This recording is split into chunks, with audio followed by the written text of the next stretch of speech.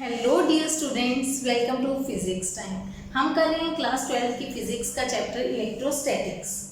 Last two lectures में हमने dipole का कॉन्सेप्ट स्टार्ट किया हुआ है, जिसके एक्सियल और इक्वेटोरियल लाइन पे हम इलेक्ट्रिक फील्ड फाइंड आउट कर रहे थे। ठीक है, ये मैंने फॉर्मूलाज ऑलरेडी लिख दिए हैं।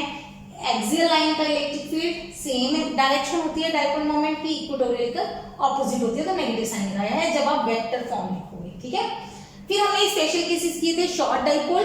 तो शॉर्ट डाइपोल के लिए एक्सियल और इक्वेटोरियल के ये दो फॉर्मूलाज हैं। एक्सियल का इलेक्ट्रिक फील्ड डबल होता है, इक्वेटोरियल का 1 टाइम होता है, नीचे x क्यूब होता है। यहाँ से एक बहुत इंटरेस्टिंग कॉन्सेप्ट हमें समझ में आता है कि सिंगल चार्ज के लिए जो इलेक्ट्रिक फील्ड है वो x स्क्वायर का ऑपोजिट होता है, डिस्टेंस के स्क्वायर पे डिपेंड करता है। और डबल चार्ज के लिए, दो चार्जेस के लिए x क्यूब पे डिपेंड करता है। ठीक है, electric field due to single charge x square होता है, डबल चार्ज x क्यूब होता है। एक्सियल और इक्वेटोरियल लाइन का डाइपोल का इलेक्ट्रिक फील्ड हम फाइंड आउट कर चुके हैं। मतलब ये हमारा डाइपोल है, नेगेटिव क्यू पॉजिटिव क्यू, जिसकी लेंथ है 2l और डाइपोल मोमेंट है p। ठीक है, ये मैं नहीं दिखाऊंगी, इनफैक्ट मैं डाइपोल मोमेंट यहीं पे दिखाती हूँ। ये p वेक्टर है, नेगेटिव टू पॉजिटिव। ठीक है, और p की वैल्यू क्या है, q इंटू 2l मैग्नीट्यूड में, डायरेक्शन नेगेटिव टू पॉजिटिव। हमने इलेक्ट्रिक फील्ड फाइंड आउट कर लिया। p पॉइंट यहाँ है, एक्सियल लाइन हो गई, p पॉइंट यहाँ है, इक्वेटोरियल लाइन हो गई, p पॉइंट यहाँ है, फिर से एक्सियल लाइन हो गई, है ना। सिमिलर आएगा एक्सियल लाइन का, दोनों तरफ आंसर सेम आएगा, सेम डायरेक्शन आएगी, डाइपोल मोमेंट वाली ही डायरेक्शन आएगी। इक्वेटोरियल में यहाँ ले लो, यहाँ ले लो, डाइपोल मोमेंट इस तरफ है तो ऑपोजिट जाएगी। ठीक है, अब क्या जरूरी है पॉइंट एक्सियल या इक्वेटोरियल पे ही हो? क्या पॉइंट यहाँ नहीं हो सकता? ऑब्जर्वेशन पॉइंट हो सकता है, बिल्कुल हो सकता है कि ऑब्जर्वेशन पॉइंट है वही सेंटर से कितने डिस्टेंस पे, x डिस्टेंस पे, बट जो p पॉइंट का पोजीशन वेक्टर है, ये p पॉइंट का OP वेक्टर या OP line at angle theta with axial line या dipole moment, OP vector makes angle theta with p। Dipole moment के साथ कितना एंगल बना रहा है, थीटा एंगल बना रहा है। देखो, अगर थीटा की, यहाँ भी मैं ये बता दूं, अगर थीटा 0 हो जाए तो पॉइंट क्या हो जाएगा, एक्सियल, है ना। थीटा 0 हो गया तो p एक्सियल हो जाएगा। अगर थीटा 90 हो गया तो इक्वेटोरियल हो जाएगा। अगर थीटा 180 हो गया तो फिर से एक्सियल लाइन हो जाएगा। समझ आ रही है? अच्छा, थीटा जितना भी बढ़ा लोगे, मतलब मैं आंसर अब थीटा की फॉर्म में लेके आऊंगी। थीटा को 0 या 180 पुट करेंगे तो एक्सियल लाइन का आंसर आना चाहिए, 90 पुट करेंगे तो इक्वेटोरियल का आंसर आना चाहिए। तो आप कहेंगे मैम पहले ये क्यों नहीं करवाया, हम एक्सियल इक्वेटोरियल का करने की क्या जरूरत थी? उसका रीजन है क्योंकि एक्सियल इक्वेटोरियल में हमने ये आंसर फाइंड आउट कर लिए, लेकिन इस केस में हमारे पास ऐसा आंसर आना मुश्किल हो जाएगा। ऐसे नहीं कि होगा नहीं, बट थोड़ा सा मुश्किल आएगा।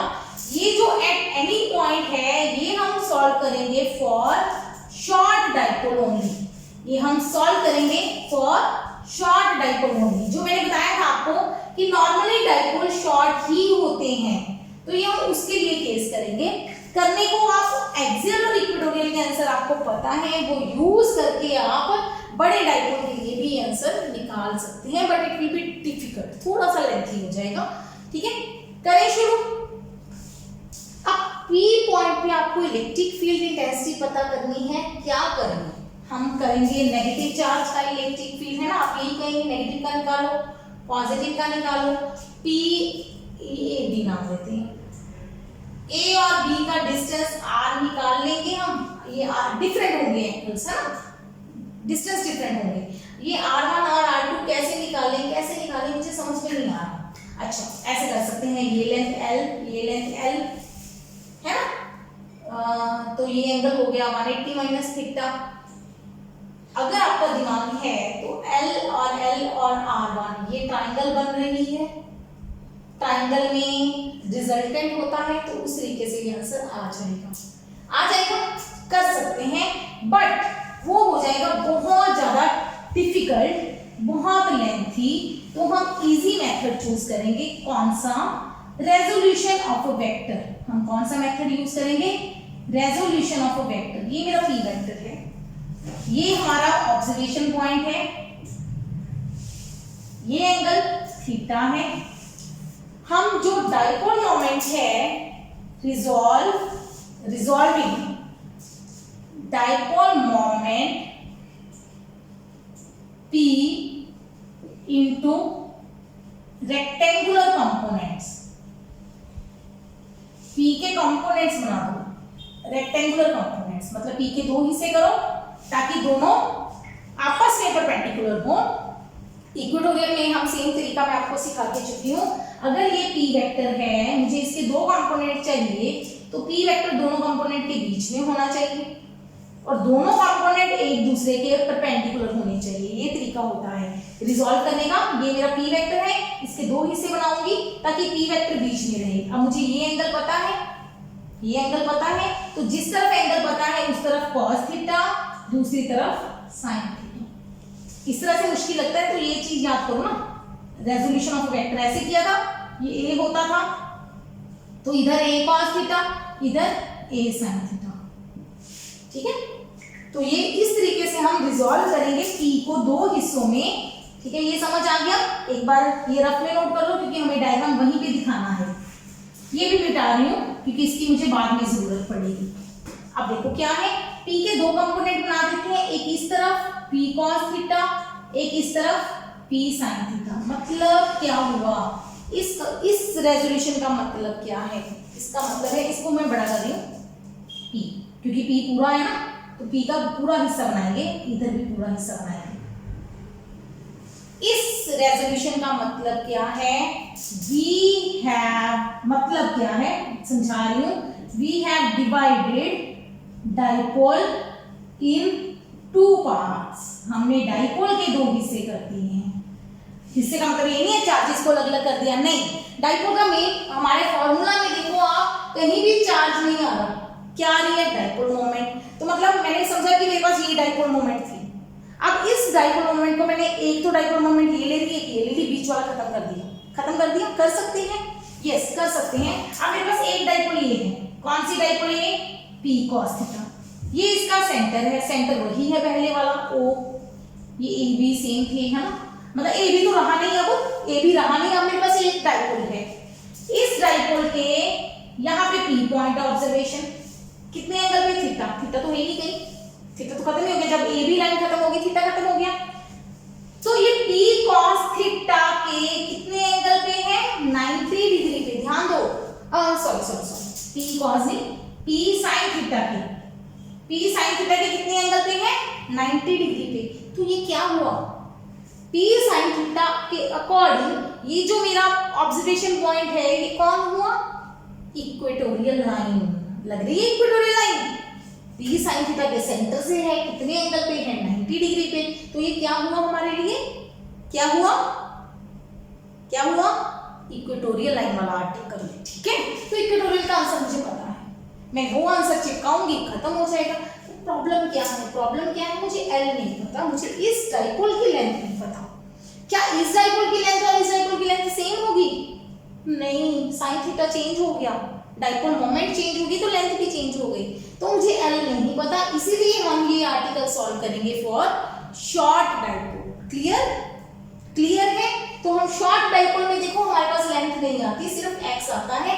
और क्या x सेम है? ये पॉइंट का ये डिस्टेंस x था, हाँ सेंटर से बिल्कुल ठीक है, OP x ही है। तो मेरे पास वो फॉर्मूला इक्वेटोरियल वाला यूज हो जाएगा इस P sin थीटा के लिए। कॉन्सेप्ट समझ लो, लिखना क्या है वो तो बाद में मैंने बोर्ड पे उतार ही देना है, सारा कुछ लिखा हुआ तो बुक में भी है ना। यहाँ पे क्यों आए हो आप, वीडियोस क्यों देखते हो? समझने के लिए कॉन्सेप्ट, तो वो समझो पहले। ठीक है, क्लियर? अच्छा दूसरी डाइपोल मेरे पास कौन सी है? ये रही, कौन सी? P cos थीटा। ये इसका भी सेंटर है O। अब P पॉइंट कहाँ पे है?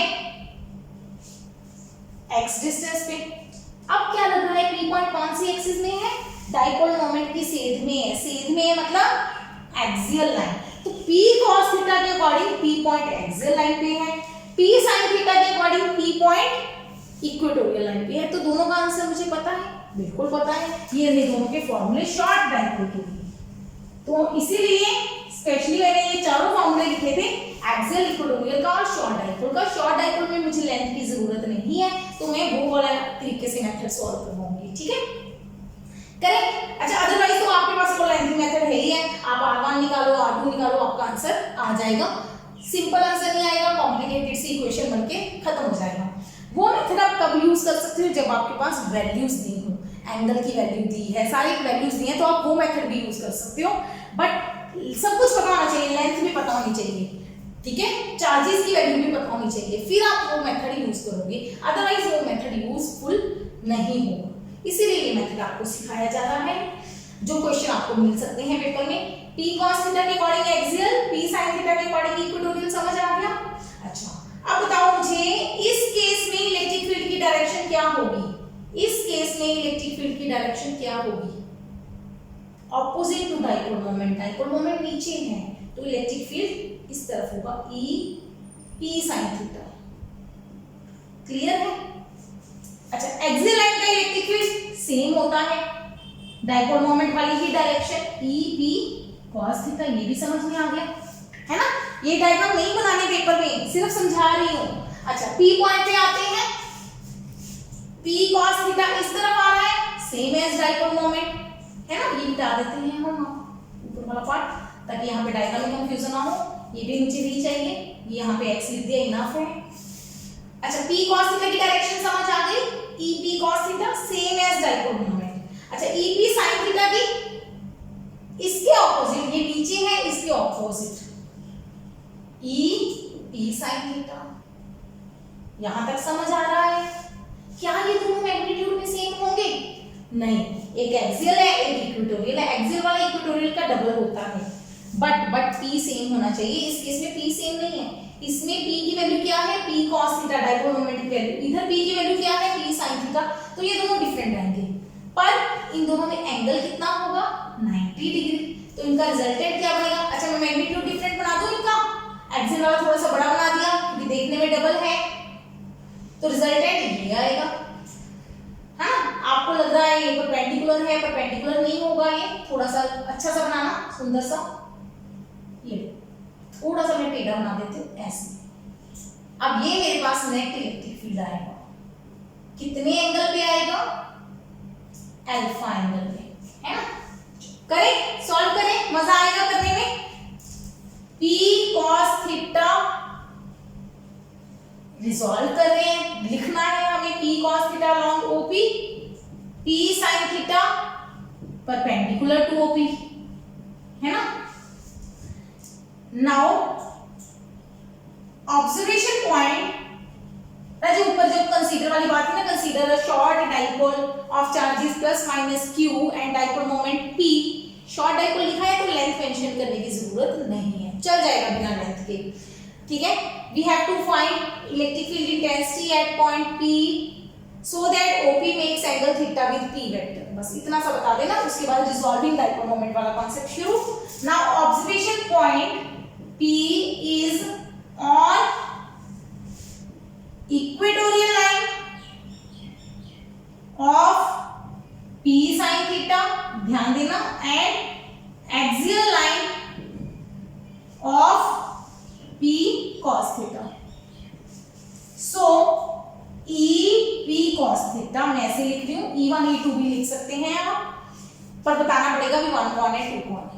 E P cos theta क्या आएगा, क्या वैल्यू आएगी, कि 2P cos theta by P cos theta axial line है x3, ठीक है। क्योंकि मैग्नीट्यूड लिखा है तो डायरेक्शन ब्रैकेट में लिखनी पड़ेगी, नाम देना पड़ेगा।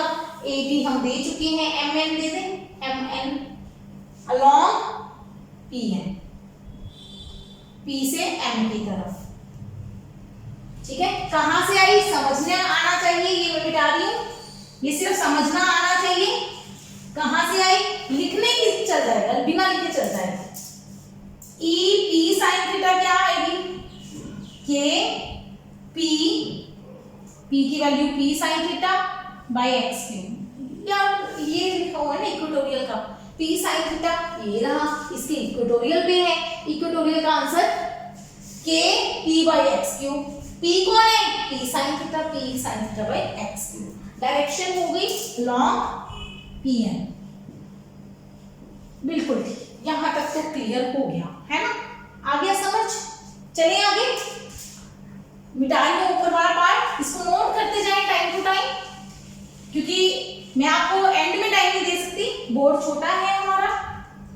ई P cos theta and E P sine theta are perpendicular to each other. दोनों एक दूसरे के परपेंडिकुलर है, ऑब्वियसली एक एक्सियल लाइन है, एक इक्वेटोरियल लाइन है, दोनों 90 डिग्री एंगल पे होंगे, ठीक है। देयरफॉर नेट क्या होगा, अगर दो वेक्टर परपेंडिकुलर हो ए और बी, उनका रिजल्टेंट क्या होता है? रिजल्टेंट क्या होता है?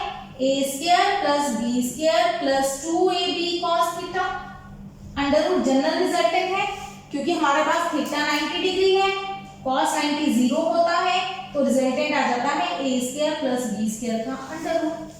ठीक है, नहीं लिखने की जरूरत, ये +1 का काम आ गया डिटेल में करना। अब हम यूज कर सकते हैं आर्टिकल को, EP cos theta square plus EP sin theta square under root.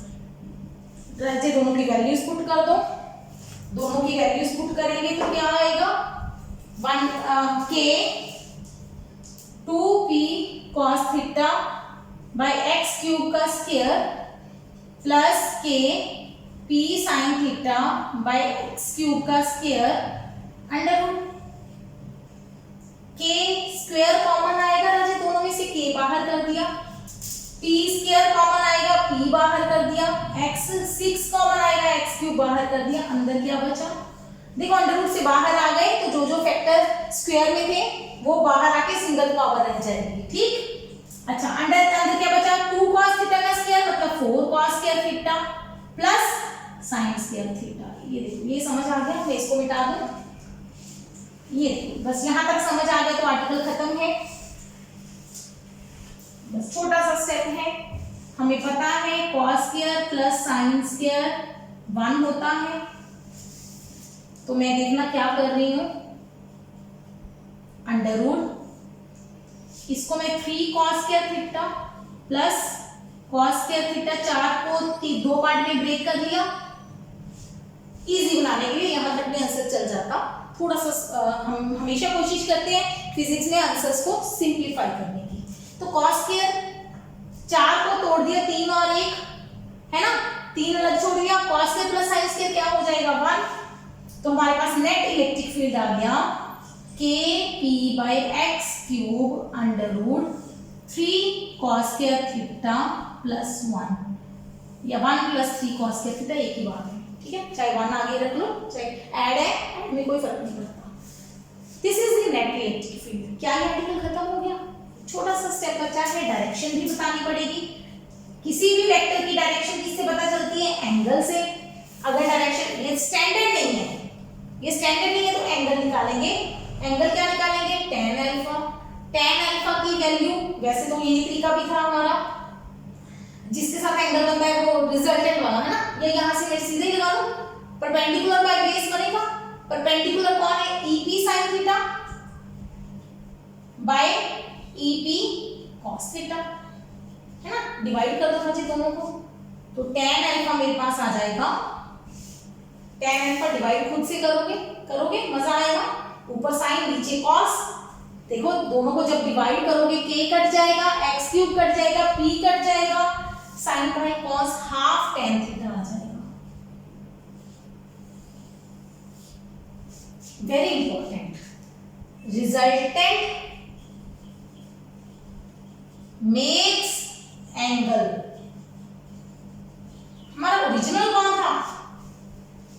Alpha with, alpha किसके साथ एंगल है? EP sin थीटा के साथ ना, EP cos थीटा के साथ।